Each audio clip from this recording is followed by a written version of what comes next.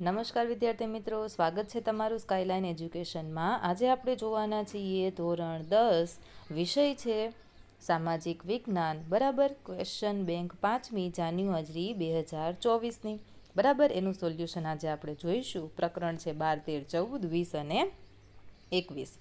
પ્રશ્ન પહેલો આપેલો છે જોડકા જોડો।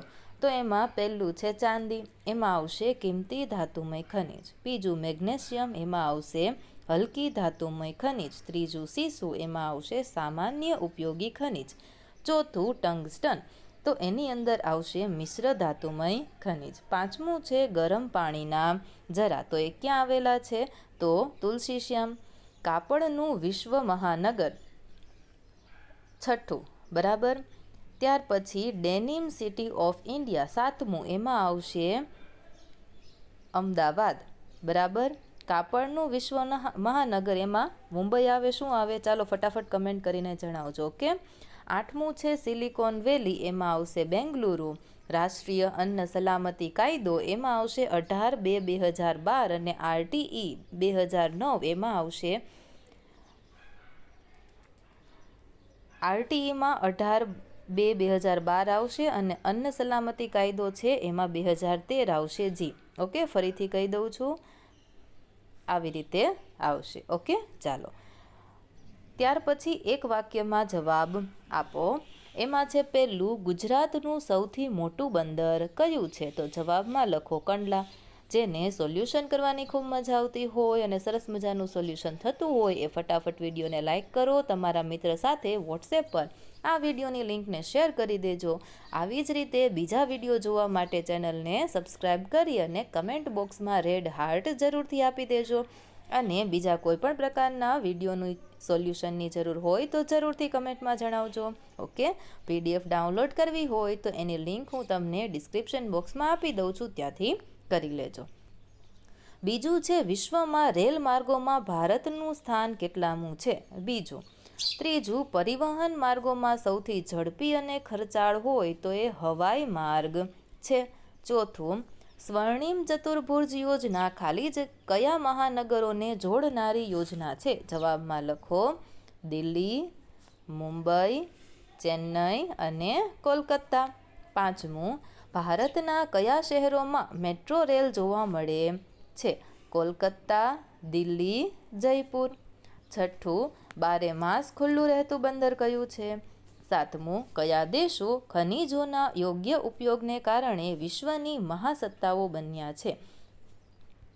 જવાબમાં આવશે USA અને રશિયા। આઠમું, કૃષિ આધારિત ઉદ્યોગો કયા કયા છે?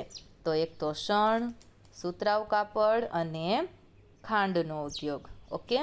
ચાલો, ત્યાર પછી જોઈએ આપણે તો બ્લુ કોલર અપરાધમાં કયા કયા અપરાધો આવે? અને ગુજરાતનું સૌથી મોટું રેલવે સ્ટેશન કયું છે? તો એ આવશે અમદાવાદનું। ત્યાર પછી આપણને આપેલા છે વિકલ્પ। જે વિદ્યાર્થી મિત્રોને જોડકા અને એક ગુણના સવાલના જવાબનું સરસ મજાનું સોલ્યુશન થયું હોય એ ફટાફટ કમેન્ટ કરી દેજો રેડ અને ગ્રીન હાર્ટ। વિડીયોને લાઇક કરો, તમારા મિત્ર સાથે વોટ્સએપ પર શેર કરી દેજો અને હા, PDF ડાઉનલોડ કરવી હોય તો એની લિંક આપેલી છે ડિસ્ક્રિપ્શન બોક્સમાં। જોઈએ આપણે પહેલો વિકલ્પ, નીચેના લક્ષણો કોને લાગુ પડે છે? હિંસા કરે છે, ભય ફેલાવે છે અને માનસિક દબાણ આપે છે। તો એ આતંકવાદી આવશે કે પછી બળવાખોરી આવશે? બરાબર, ચાલો। બીજું, વિશ્વમાં સૌથી વધારે બાળ મજૂરો કયા દેશમાં છે? ભારતમાં। ત્રીજું, અનુસૂચિત જાતિ અને અનુસૂચિત જનજાતિની યાદી કોણ નક્કી કરે? રાષ્ટ્રપતિ નક્કી કરે। ચોથું, ઢાળનું લોખંડમાં કાર્બનનું તત્વ દૂર કરવામાં આવતા ખાલી જગ્યા મળે? એલ્યુમિનિયમ, ઘડતરનું લોખંડ, પ્લેટિનમ, સીસું। પાંચમું, ભ્રષ્ટાચાર, કરચોરી, સંગ્રહખોરી, ભેળસેળ, કાળાબજાર, જમીનના દબાણો વગેરે કેવા અપરાધ છે? તો જવાબમાં લખો વ્હાઇટ કોલર અપરાધ છે, ઓકે। ત્યાર પછી આપણને આપેલી છે ખાલી જગ્યાઓ, તો એમાંથી કોઈ પણ એક ખાલી જગ્યા આપણે લખવાની છે। પહેલું છે એવરેસ્ટના આરોહણ સમયે સામાન ઉંચકવાનું કામ ખાલી જગ્યા કરે છે। તો અહીં 3 ઓપ્શન આપેલા છે એટલે આપણા માટે ખૂબ જ સરળ થઈ ગયું છે જવાબ લખવો। બીજું, ભારતને લગભગ ખાલી જગ્યા કિલોમીટર લાંબો દરિયા કિનારો મળેલો છે. ખૂબ જ સરળ સવાલ છે. જવાબ આવશે 1600. ત્રીજું છે, ખાલી જગ્યા ધાતુ સૌ પ્રથમવાર 1821માં ફ્રાન્સના લેસબાક્સ પાસેથી મળી આવી. ચોથું, પોચું લાકડું, વાંસ, ઘાસ, શેરડીના કૂચા વગેરેમાંથી શું બને? તો કે કાગળ બનાવવામાં આવે છે. પાંચમું, રેડિયો સેટ તથા ટેલિફોન ઉદ્યોગની સ્થાપના ઈસવીસન ખાલી જગ્યાથી ભારતમાં થઈ. જવાબમાં લખો 1905થી. ત્યાર પછી આપણને આપેલા છે પ્રશ્ન નંબર 2ની અંદર કોઈ પણ 2 તમને પૂછાશે, એટલે કે 3 ગુણનો એક સવાલ રહેશે. તો પહેલું છે, તાંબાની ઉપયોગિતા જણાવો. તો ચાલો આપણે લેખિતમાં સોલ્યુશન કરીએ.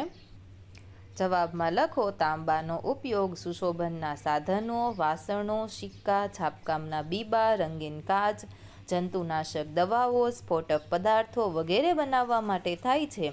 તાંબાનો ઉપયોગ વિવિધ પ્રકારની મિશ્ર ધાતુઓ બનાવવા માટે થાય છે, જેમાં જસત ભેળવતા પિત્તળ અને કલાઈ ભેળવતા કાંસુ બને છે.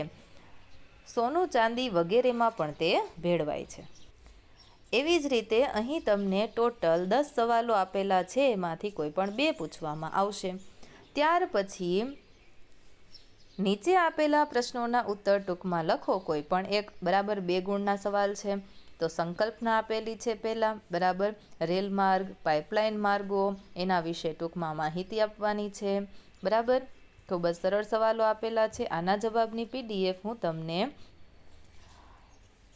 ડિસ્ક્રિપ્શન બોક્સમાં એની લિંક આપી દઉં છું, ત્યાંથી તમે ડાઉનલોડ કરી શકો છો. પ્રશ્ન નંબર 3 છે, એમાં દરેકના 3 ગુણ છે. ઓકે, ટોટલ 2 તમને આની અંદરથી સવાલ પૂછવામાં આવશે. અને ત્યાર પછી છેલ્લું છે 3 ગુણના પ્રશ્ન, બરાબર. અને પ્રશ્ન નંબર 4 આપેલું છે. 4 ગુણનો કોઈ પણ એક પ્રશ્ન તમને આમાંથી પૂછવામાં આવશે. ઓકે, તો તમારે આની જો PDF સોલ્યુશનની જોતી હોય તો હું એની લિંક ડિસ્ક્રિપ્શનમાં આપી દઉં છું. તમે વિદ્યાર્થી મિત્રો આ વિડીયોને લાઇક કરી દેજો. તમારા મિત્રને પણ આ વિડીયોના સોલ્યુશનની જરૂર છે ને, તો વોટ્સએપ તો વાપરતા જ હશો, તો એમની સાથે આ વિડીયોની લિંકને વોટ્સએપ પર શેર કરી દેજો. આવી રીતે બીજા વિડીયો જોવા છે ને, તો ફટાફટ ચેનલને સબસ્ક્રાઈબ કરી દેજો. તમારી શાળાનું નામ શું છે? રેડ હાર્ટમાં તમે તમારી શાળાનું નામ રેડ હાર્ટ સાથે જરૂરથી દર્શાવજો. આ વિડીયોને અંત સુધી જોવા માટે તમારો ખૂબ ખૂબ આભાર. ઓકે, અને આવી જ રીતે મેથ્સનું સોલ્યુશન પણ કરેલું છે, એની પણ લિંક હું તમને ડિસ્ક્રિપ્શન બોક્સમાં આપી દઉં છું. મળીએ આવતા વિડીયોમાં.